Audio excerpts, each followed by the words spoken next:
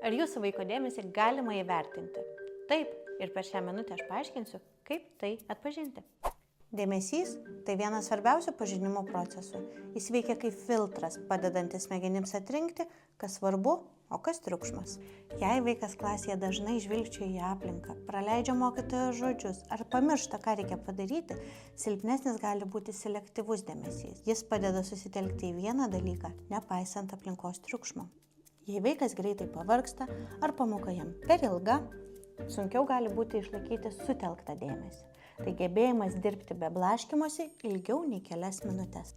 O jei jam sunku klausytis ir rašyti, gali būti silpnesnis padalintas dėmesys, leidžiantis atlikti kelias užduotis iš karto. Visi šie dėmesio tipai gali būti treniruojami. Brain Gym treniruotė stiprina gebėjimą susikaupti, filtruoti dirgiklius ir išlaikyti dėmesį iki galo. Kai stiprėja dėmesys, mokymasis tampa lengvesnis, o pasitikėjimas savimi didesnis.